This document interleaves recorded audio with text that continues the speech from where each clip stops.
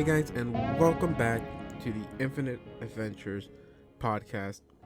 Now, this is a little bit of a weird start. As you can see, it's just me, not anyone else. Boy running solo this time. And that's sadly because I have a little bit of bad news, and that is that there was an issue with recording this last episode, or this episode right now. And long story short, we actually lost all the audio for Dawn, and which really sucked. Typically, when stuff like this happen, we find a way to fix it and edit around these situations. Because there's been multiple times where we've lost audio for other players, or even just like during like certain moments, or sometimes there's been moments we have lost all the audio. But we somehow always find a way to play around that. I want to say we do a pretty good job, because I don't think y'all have ever noticed whenever we have to kind of, we like to say, redub over certain moments and stuff like that. But sadly, we were not able to do that same fix for this episode. Mostly because I didn't know we lost his audio until it's a very last minute, and I did not want to get an episode out super late. You always try to get our episodes out on Thursdays or Fridays, and I didn't want to miss an upload, so we just didn't have any time to fix that issue anymore. So we decided as kind of as a group to have this be more of a recap episode. I still have the audio for John, my audio, of course, Viv's and Justin, and so I kind of played around with that a little bit. Again, so it's not going to be your standard episode. It's really going to be me just recapping what happened, and I'll sprinkle in some audios from the actual podcast, so you won't miss out on any important, amazing jokes that we make, because, that is why you come here for. Not for the actual playing of Pathfinders, but for our amazing puns and jokes, as you can see from our last episode. I guess I think it was the Miyakium pun episode, where we spent mostly all our free time not planning out for the battle, but planning on what pun to say next. So we're just gonna jump right into it, because usually, we better start off the episode with a recap. I'll go ahead and play that. I can listen to the quick little recap, and then I'll probably jump back in after that. So here we go. Take it away, past David. I guess that's weird. Things you don't want to hear friends say. Okay, so yeah, let's just jump right into it. Last session, y'all got almost killed by a book nerd. I hope y'all feel happy about that. We're about to get killed by another book nerd. Everybody in this goddamn group is a book nerd. Yeah, and that's the no. Technically, Assad is not a book nerd. We already said that he only reads picture books. Assad, the muscle of the party, almost got beat up by a book nerd. To be fair, it was just a giant semi-sentient muscle. That's not what's gonna be written in the history books. No, what's gonna be written in the history books is that it broke through a 2-inch stone wall. That's the more impressive thing, yeah. As he did, he yelled out, "Oh yeah!" Okay, but you realize that there's actually a feat for that? There's a feat for Kool-Aid Manning through a wall. I don't believe you, but at the same time, I believe you. I do believe you. But yeah, that's pretty much what happened last session. There was nothing else. Pretty much, it was just a continuation of the previous session of Nestle exploring the first, second, well, not really the first. The first already was already look through with Anya. But the second and third floor of the facility. After that, y'all came down. Nestle came down, and y'all made the decision of taking him out. Yeah, we're supposed to kill him, but Just date. yeah, but Assad's attempt of knocking him out with a knockout blow or knockout punch didn't quite work. Because he is immune to being knocked unconscious, being a construct and all that. But at least the good thing is you haven't killed Mr. Munn. So you're safe from Balor's wrath and fury. But that still poses a question. Where is Miyaki and Munn? Is he in the second floor? Or is he somewhere else in this facility? But that is also another question. Is he even in this reality? I don't like this. This is like Where's Waldo? Can I point out one thing real quick? Viv made a very good point. She posted in the chat. Stunning eruption, which is the Kool-Aid Man. When you smash your way into a room, you gain more than just the element of surprise. Before starting a combat, you can attempt to break through a door, window, or wall to enter a room. That is so specific! If you succeed, the violence of your arrival is so great that all characters within 20 feet of your entry point must succeed at a fortitude saving throw, DC 10 plus your base attack bonus, or be stunned instead of acting in the surprise round, if there is one, plus 1 round thereafter. Characters who succeed at the save are instead shaken for 1d4 rounds. I like that since it's a fortitude save, it's the mere shockwave from being blasted that makes the save. It's not a will thing. It's not a reflex thing. It's just the shockwave went through their body. This is post-shockwave. I am surprised. I'm semi-surprised that is not something John has given Assad. But at the same time, not super surprising since you don't tend to bust through doors, but yet you tend to notify everyone by knocking on them. So that will defeat the purpose of that feat.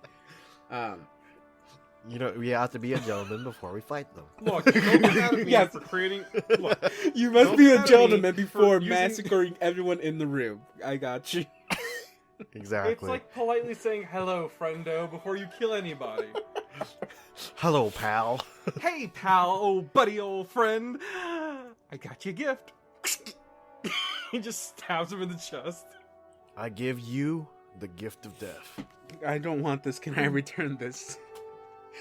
Oh, yeah, you can negotiate that with Pharasma if you want.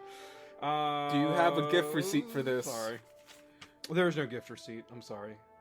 Okay, so with the intro out of the way, and also finding out how to best create the Kool-Aid Man on this adventure, the group do spend like another 10-15 minutes talking about other concepts for their backup characters, which again had no reason to.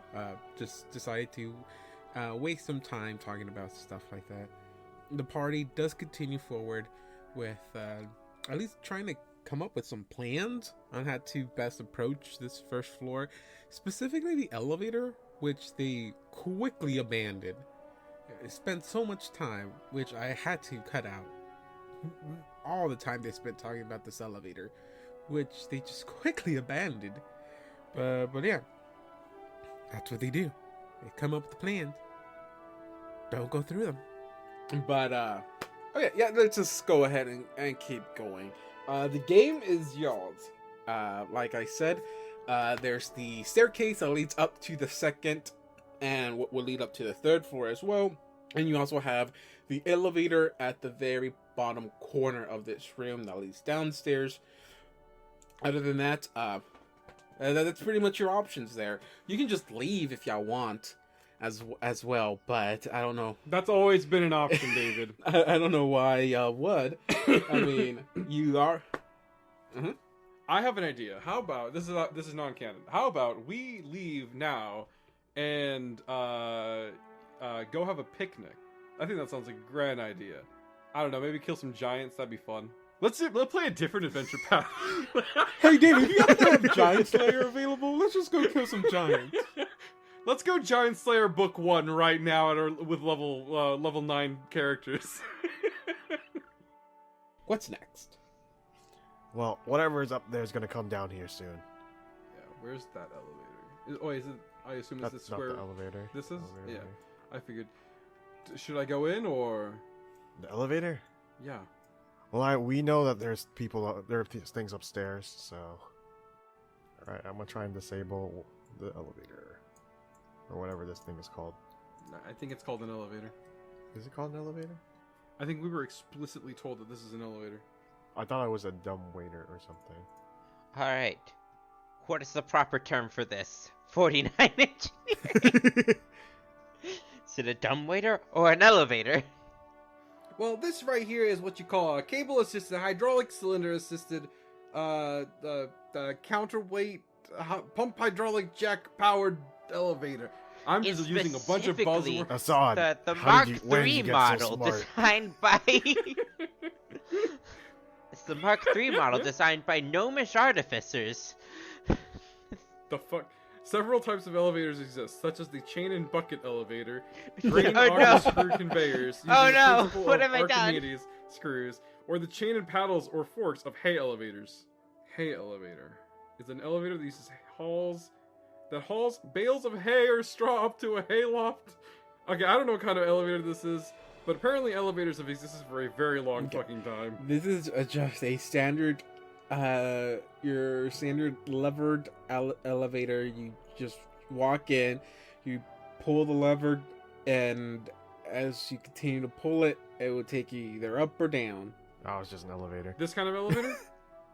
Are we serious here? Is this how desperate we are in trying to figure out what kind of elevator there is? It's an elevator. I need to know the accuracy of this elevator, David. There is a lever in this small little room that you grab with your hand, and then you'll pull up or down, depending on which direction you pull it or push it to.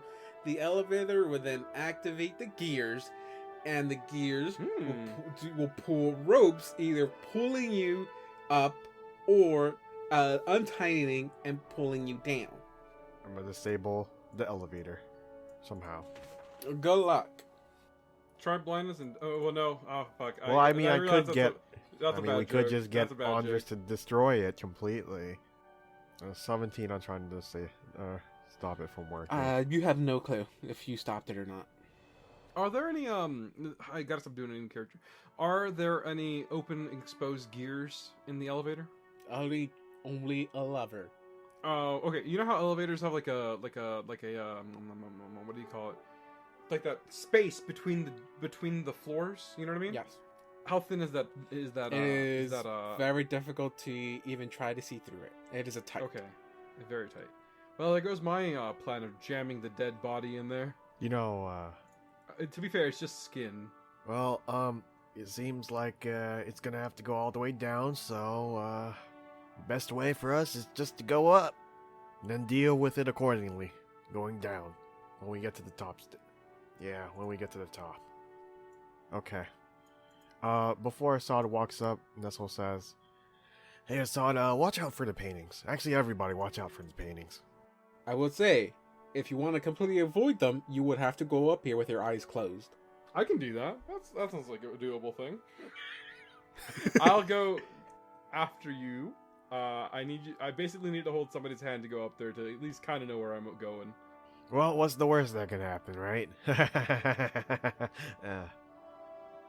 So, like I said, as the party creates or settles on some plans that they quickly forget about or don't even go for, I guess, the party quickly decides to forget about the fact that they're in an alchemist home. Again, in an alchemist home, alchemists which are known for creating things like maybe like potions or extracts, vials, stuff like that. They completely forget that they're in a alchemist home. Ignore the first floor. No perception checks or anything. No looting of any sort. And they continue to the second floor, where they know awaits them another Mackie and Munn. And so that's what they do. They go up, and we are left with the funny, truly funny last words of Nesso as he says, "What could go wrong?" Oh, if he only knew. If he only knew what awaited them. Let's follow them. I don't know who is coming up here with their eyes closed, but Asadi said you did. You see nothing. Yeah, that's all going. All is going according to plan. He sees nothing? Oh no. Nessel, you're going up there with your eyes open. You see an empty room. My eyes are also open. Oh, guys, you can have your eyes open. I'm gonna just cling on to the side of this door here. You guys can look without me for right now. Okay, everyone that walks up to this floor, move yourself to where you would be. I am bringing up the rear, so I would be right next to Assad. I wouldn't have it any other way.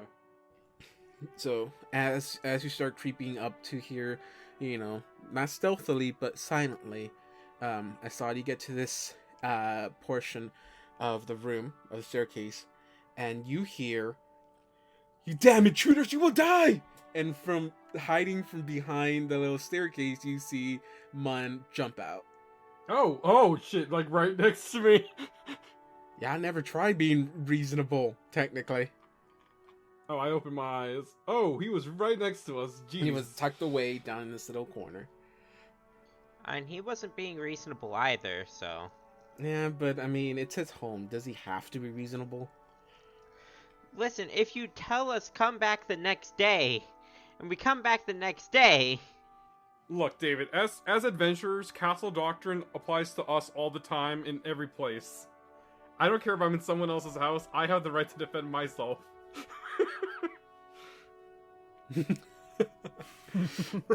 Okay. So, surprise round. Total. Okay, so to hit, it will be a 37, 38, 38. Yeah, that'll be it. That'll be a hit, good sir.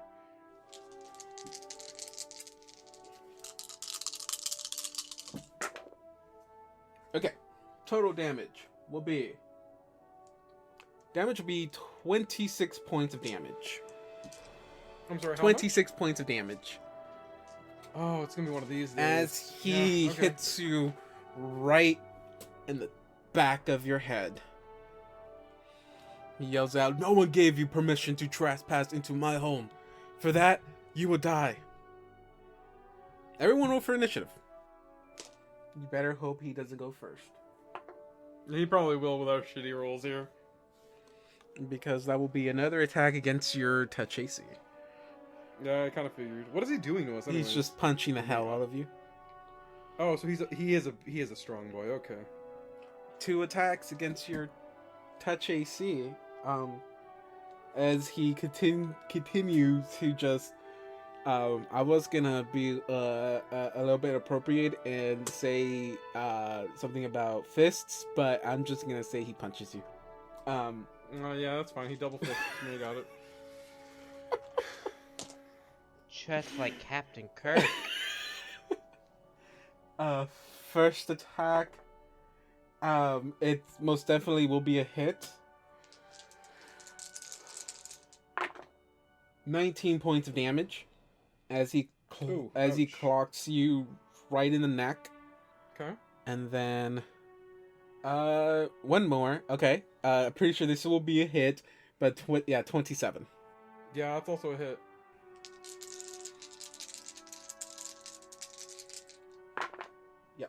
24 points of damage. Mm. Oh, jeez. Guys, I am almost down already as we speak. And this one, he goes for a kidney shot. Bam! Which those can be very dangerous. Yeah, I know, I just pissed myself. But look at the bright side, you go next. So, initiative order is Mun first, Assad second, Anya third, Nestle fourth, and Zal last. So, after combat started, and Assad was dealt this massive damage, thanks to a surprise round, and Mum actually rolling the highest initiative and unleashing 2 more attacks on Assad, he takes his turn to try his old reliable knockout punch, in hopes that this is the real Mun and things play out a little bit more different than they did in the first floor. I'm scared. I'm like legit scared. I'm legit terrified. This is the first time I've ever met a foe like I have ever actually felt threatened by. You know what I mean? Okay, you know what I mean. Like specifically to me, like any other villain we've ever fought. Like I know we can deal with it because like I know that y'all can do something about it. But, like I don't know how you're gonna deal with this guy is the thing. So like I have to do this. I have a David point, right? You do. Next to my name, I do. I'm gonna use this. I am gonna try to knock him out. Nice. I rolled the same number twice because of course I did. Okay, that is a hit. Oh, max damage, that's good. 13 damage and then 2 bleed. 19. DC 19. DC 19? Fortitude. Okay, he does not go down. Of course he doesn't. Of course he doesn't. So, after seeing that the knockout punch did not work the way Assad wanted it to, they realized that something is wrong again. Something's not quite right. So, Assad goes for another punch. Sadly, that one misses. And the turn goes over to Dawn, or Anya, who spends her round buffing up. She takes, I think, was a haste potion. Most of their effects had already worn off from the first battle, so they're just reapplying certain ones back on. Nestle also does the same thing, but I think takes a potion of shield, if I'm not mistaken. And Zal decides to go with his signature move, I guess, because it's just an old reliable, and he goes for slow, which I guess the reason it has now become his signature move, because it always works. And yeah, it works again here.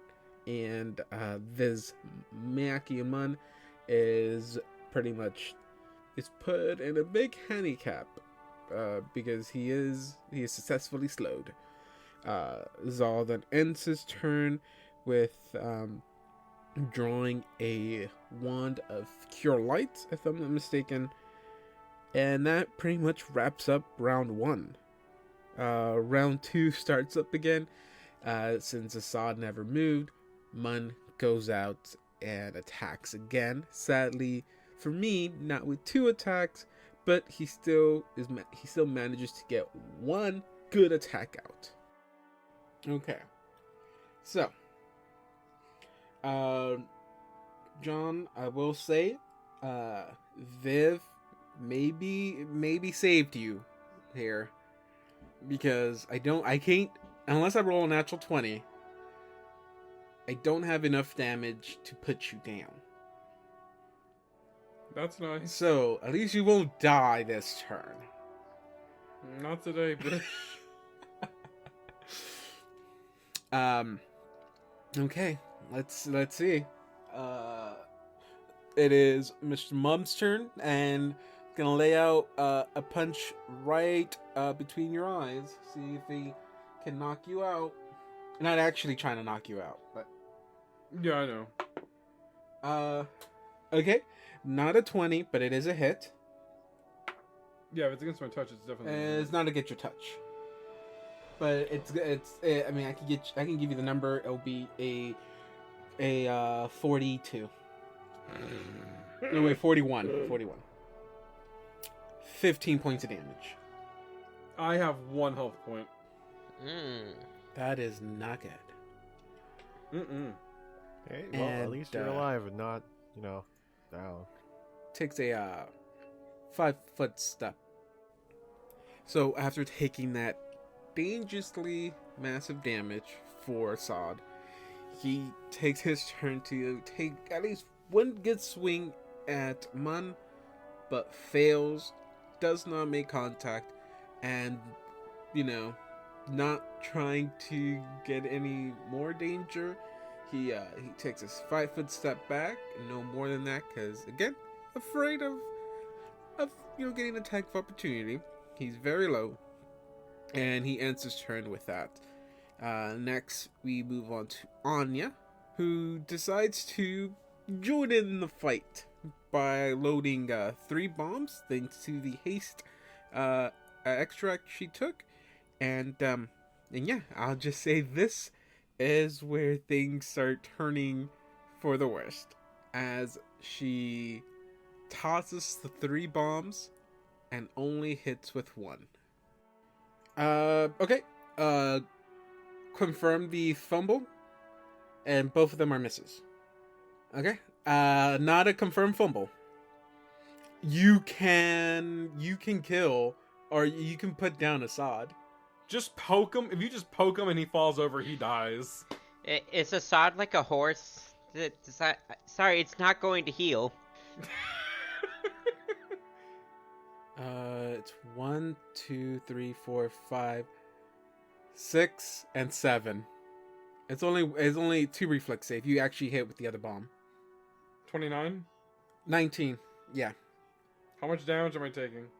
Yeah, isn't splash damage just minimum? Assad can die. Excuse me? Assad, you can die here. You're taking 6 points of damage. Okay. You're down. I'm a -5. You get, and then you're gonna take. If you fail this next reflex save, you die. Anyone got some David points you want to offer up here? Yes, I do. What is your con, John? My con is 18. 18? Then it can't kill him. He'll take 12 points of damage if he doesn't pass it. Yeah, he'll go to -17. He'll be alive until his next turn. Oh, okay. Do you still want to? Okay. Do y'all still want to Yes, use? I still want to give him 1. So how many chances am I getting? You're Just getting. one? You get Natural? 2 rolls, John. I should roll them now. Yes, or it is. when- No, right now, you're taking Okay. that damage. So, okay, 17. That's a fail. Roll again. 29. So you take 29. 6 points of damage. All right, that's not too bad. Not too bad. I'm only at -11. Ooh. Man, I won't even be able to heal you out of negatives. So it's a wand of Cure Light Wounds. It's like 1d8 + 1. How does it feel like to no longer be in the Dreamlands? Oh, that has consequence, and I don't like it. Hey, John, if I you did don't in the mind Matrix- playing 2 goblins in a row, I have a backup character for you. No, that's actually really tempting. Out of character, the backup character is technically a goblin also. So, after that dangerous turn that just happened thanks to Anya, Nestle decides to take a step up towards Mr. Munn. And sadly, after being the one to warn everyone about being careful about the paintings and trying not to get too close to the paintings and all that great stuff, Nestle gets too close to a painting and activates one. And sadly, he also fails the save. As you're getting ready to take your turn, you start to notice that the painting behind Mun depicts a unsettling cityscape. It looks to be a city that has been just completely overtaken by some kind of plague. It looks deserted, but yet it looks like it should be deserted, a ghost town, buildings barely standing, but yet you see people drawn into this painting, moving, and you see them moving without any rhyme or reason. I guess I don't know if that's like the proper term to this. It looks chaotic in a sense. And as it happens, you start to feel a burning sensation on your hand, and you get a mark, which what looks to be like a weird arcane rune on your hand that's marked with an X. So basically, is anytime you try to cast any spells, you must roll a concentration check to see if you can successfully cast it. Oh yeah, that would have been pretty bad for Zal.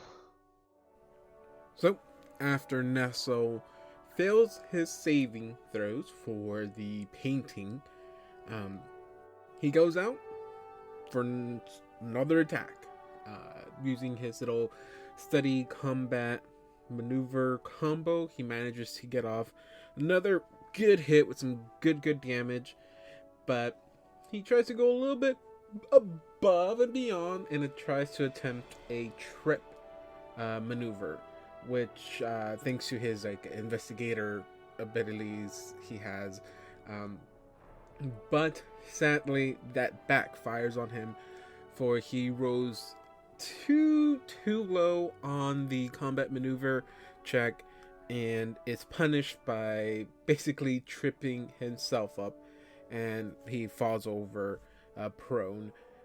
He does use his move action to get up, which does provoke another or a attack of opportunity, which deals a good amount of damage to him. After that, we follow up with Zal. Zal pretty much walks up to Assad with his cure light wounds in his hand and jabs that right into Assad, basically.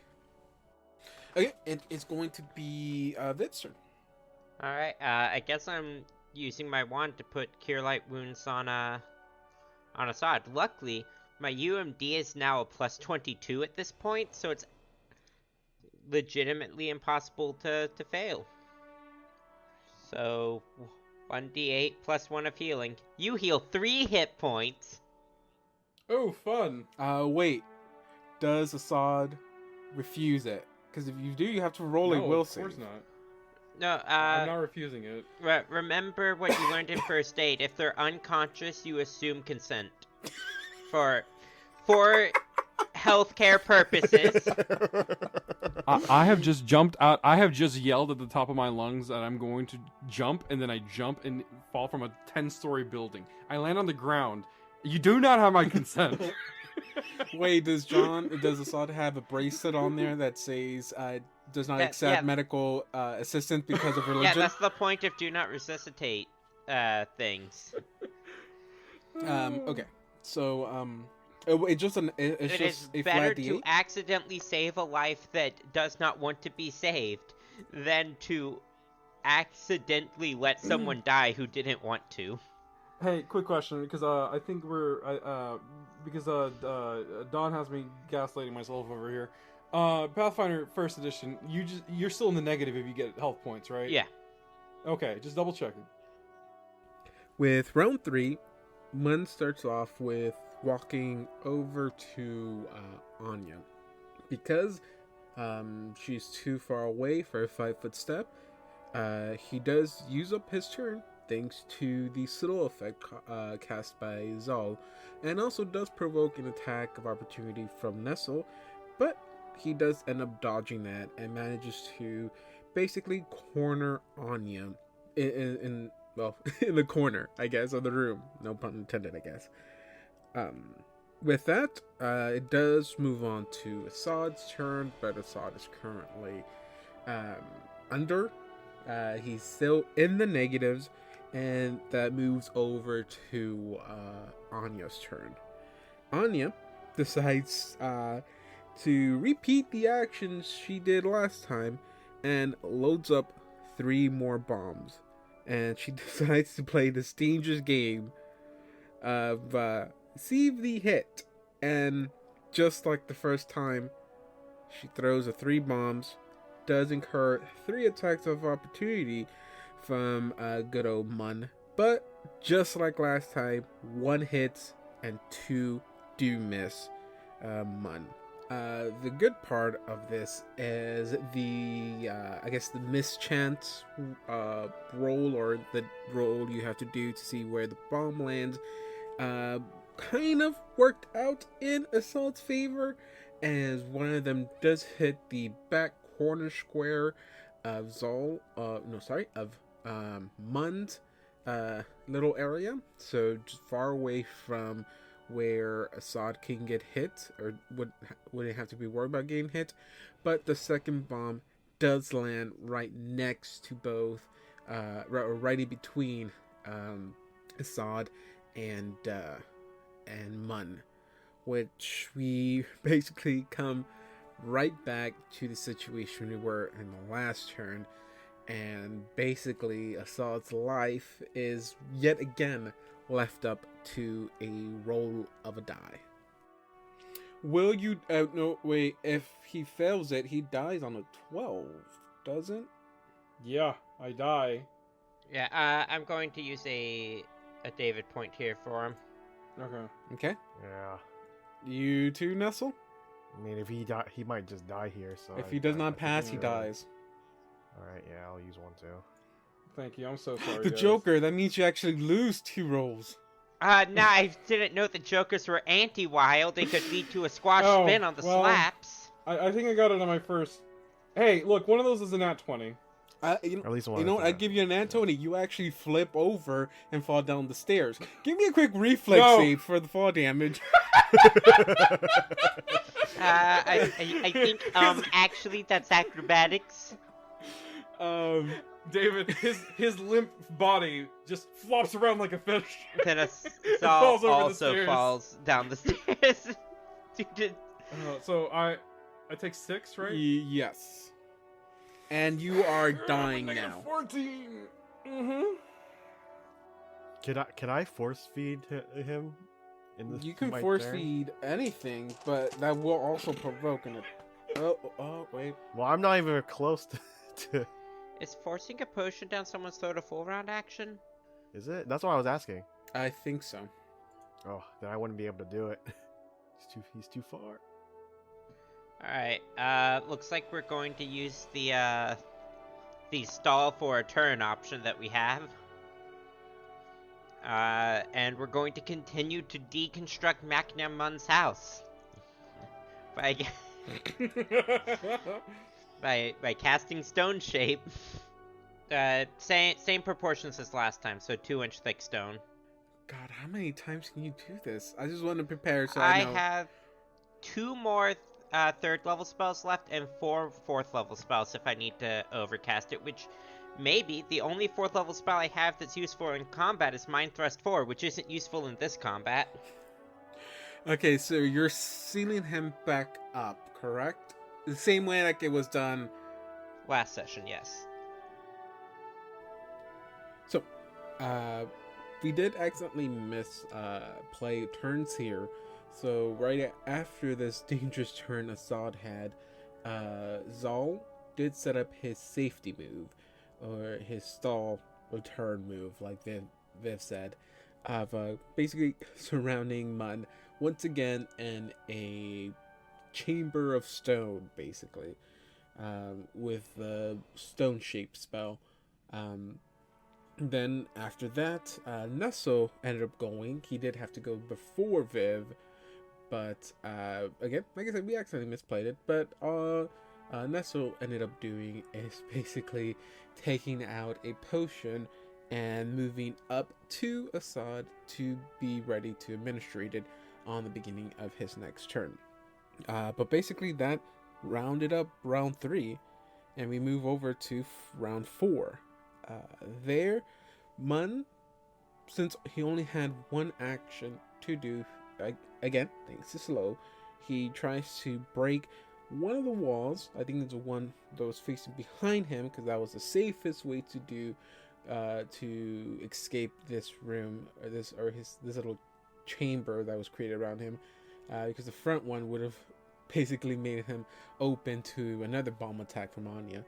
But he tries to break the wall from the back, but sadly fails. Being his only action, the turn goes over to Assad. Assad ends up failing his con save, taking one more point of damage, going down to 15, negative 15, almost close to that 18 mark, which would have permanently killed him. With that, we move over to Anya and Nestle's turn. They both use their turn to force feed potions of healing to Assad, bringing him back up and conscious. Zal, who in the previous turn, once he had set up the wall around Mun, does move up and out of the way in case anybody wanted to retreat, I guess. But more specifically, if Assad wanted to retreat, still being in a pretty bad condition, but in the direction that Zal moves, he does approach the same painting that Nestled first triggered, which ends up placing a curse on Zal after he fails to pass the save.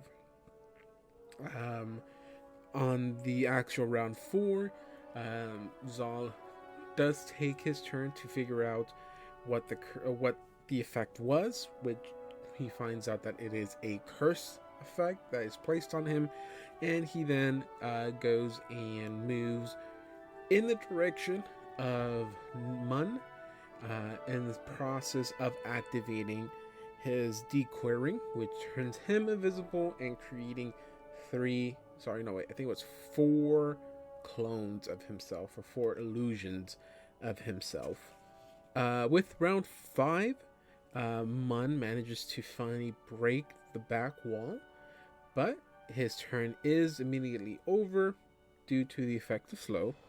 With that, we do move over back to Assad, who decides to move back to the staircase of where Zal was previously, trying to stay back, a little bit afraid of, the situations he has been put in. Almost being killed by Mun, but more specifically, almost being killed by his friend Anya. So he takes his turn, steps back, and stays there for round 5. So with that, Anya takes her turn. She maneuvers around the party to get line sight of Mun, as she also readies 3 bombs to throw again, this time at a safe distance from everyone else. But what she doesn't realize is that she does step into the area of effect of one of the paintings, one of the first paintings that Nestle actually activated.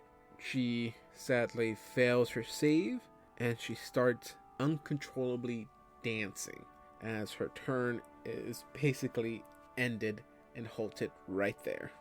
Nestle decides to move into the direction of the painting he had first triggered, walking up here, which is on the opposite side of the opening to the staircase. There he takes out a potion, or an extract of cure wounds, just to help recover a few of the hit points that he had taken thanks to Mun. Zal decides to move up closer to Mun, still keeping his distance, with his clones following right behind him, but to get good line of sight to cast Glue Seal. Mun manages to pass the reflex save, making him not be entangled, or I think it's entangled. I don't remember if he gets a grapple condition or if it's considered just entanglement. But he avoids the effect of a glue seal, and basically with that we come to the end of round 5, which brings round 6 up. On round 6, because there's no one near Mun, or at least no one that he can reach within, a 5-foot step action, he is forced to use his only action for the turn to walk up to Anya, as he gets ready to do battle with her. With that, we then move on to Assad. That is all he can do is just move because of Zal. So it is going to be John's turn. I'm gonna do something here. I'm gonna at least try to be a little bit helpful if possible. I don't know how much of use it's gonna be, but I'm gonna spend my move action to get the throwing dagger out. Would I be able to throw it this turn? You could throw it, but you will take massive penalties Because there's people in the way? because you have 2 people in front of you, and plus you're throwing within melee. Throwing within melee? I'm nowhere near him. I'm sorry, you're throwing with a person in melee. So it'd be a total of minus, if I'm right, -8. I forgot I do have a way to deal damage. It's not You know a what? lot, but I can deal damage. I'll move here, and part of the move action, grab the weapon out. You should be Okay, able to do so- that in the same action. You can move Mm-hmm. and withdraw at the same time, Mhm. the same round. Okay, and as you move up there, give me a will save. Oh. I forgot about that. Okay. Oh, Will's my worst one. Well, someone turn on the EDM. 12. Oh no.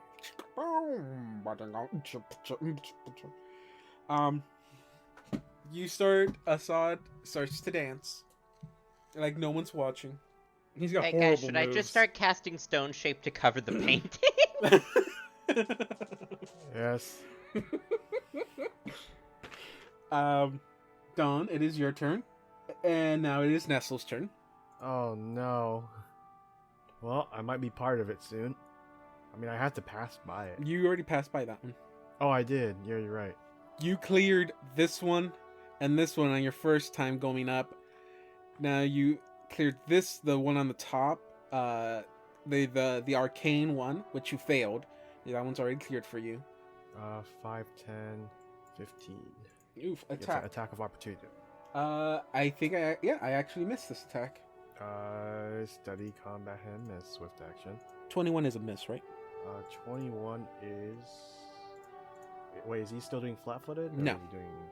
Yeah, it's a miss. Okay. And I'm going to attack him. Can I do this as well? By the way, hold on. That's a question I may not be able to answer. Can I use Vital Strike as well? Because I should be able to, right? All right. There's a 28 to hit. 28, that's a hit. 23 plus 5. 28 points of damage to him. 28 points of damage. Yeah, and since I did Vital Strike, I have to make another attack at the highest base bonus. I thought Vital Strike gave you extra damage. Was it? I thought it was a different attack, but is it not part of it? I think it specifically No. says if you take one attack, you deal extra It's not damage. damage. You do, whenever you use a... Hold on. Whenever you use the attack action, you can make one attack at your highest base attack bonus that deals additional... Yeah, it's additional damage. It basically gives you somewhat of a crit, half crit. So how much damage is it in total? Alright, so hold on. That was 12, 27, and 27 plus 5. 27 plus 5 is, 27 plus 5 should be 32. yeah, 32. 32 points of damage. Oh yeah, and he's sickened. He is sickened? Okay, cool. Okay, so before we keep going on, he does get an attack of opportunity against Anya. Because the effect you're under, you're dancing within his attack range, which provokes attack of opportunity. Oh no! That will be a hit with a 30. And it will be 12 points of damage. Now it is Viv's turn. Alright, if I'm counting correctly, I went, Visible moved over there, glue sealed. So I think this is my last invisible turn, if I'm counting right. You withdrew towards him. Yes, I'm aware of how weird it works. The expeditious retreat works the same way for some reason. So yeah, you used glue sealed last turn, and that was 1 turn of your visibility. Yeah, and I'm counting the withdrawal as part of it because the withdrawal is the trigger action. Okay. This is another 3rd level spell, and I'm not sure that covering the painting will stop the dancing. Also, I have to make a concentration check for a 3rd level spell. Is a 28 good enough, or do I just lose the spell? Just enough. Alright, and we will use the remaining stone that was previously encasing Macnium Mun to cover up this painting. Oh yeah, there's no way you can really fail these concentration checks. Oh. I mean, I guess you have to cast you have to cast a lot higher spell levels, spells to fail. Yeah, the catch is concentration checks go based off of your level and your modifier. Mm-hmm. So with a 28 intelligence, which is obscene. I'm not going to lie. When I said understanding, I thought it was going to be a wisdom. You're good. Okay, so this painting is covered. Can I cover more paintings with that much stone? The thing is, the connection was definitely broken, though, so I have less stone to work with. Like, because he had to break down the wall, there's less than 20 square foot, or not square foot, cubic feet of stone. But if I make it thin enough, I might be able to cover up this one. I can, in fact, cover 2, I can't cover 3. So I'd also like to cover this one. And that'll be Zal's turn, after which he becomes visible, and the decoys dissipate. So, with Zal covering up the paintings with another use of stone shape, that brings an end to round 6, and we get into round 7, as it starts off with Anya taking some pretty massive damage here. Mun starts off the turn with giving a massive punch towards Anya, dealing, like I said, pretty good damage, but it's only the first part. As we skip over Assad's turn, for he is stuck dancing just like Anya, and we also then move over to Anya's turn, and because she is dancing within Mun's I guess range, or within his attack of opportunity range, she is pretty much hit with another attack of opportunity by Mun, which deals another massive amount of damage towards Anya. Still, surprisingly, she still stays up, but she does take some good amount of damage. After that, Nestle then steps up with, steps up to Mun, taking more than a 5-foot step, which provokes an attack of opportunity, which he kind of tanks that hit, just healing a few turns previous to this. But yeah, he makes it up, sets up his combo with Steady Strike and all that good stuff, and lands a pretty good hit. With that, then it goes into Zal's turn. So, just like we mentioned, just like he just mentioned, after covering the paintings up, Zal decides to get into this battle and whips out his bombs, knowing that a direct hit may not be possible or may not lead to success. Zal goes for the splash damage instead. That brings an end to round 7, which starts up round 8, which, just like the previous one, starts off with Mun just knocking Anya out with one more attack, just low enough to stay within the comfort zone of not dead, but pretty low. And this is also when I get shamed for my disappointment of not successfully killing someone. Sometimes it's a DM's job to kill, and I haven't been able to participate in that activity in a while. At least in a manner that actually matters. We don't count the dreamlands. Those don't count. I was about to have like a win here. It's like I haven't been able to truly kill anyone. Isn't a win creating a collaborative story with your players? No, that's y'all win. My win is to kill y'all. Wait, isn't your win to complete the story? You Yeah, have to how many conquer teams that. can say they've completed an entire adventure path? Man, Avengers Endgame would have been fucking weird if Doorman showed up because Tony Stark was dead. And with this, we basically come to the very end. Mun takes a 5-foot step back, but Nestle, well, first we do end up skipping Assad's turn.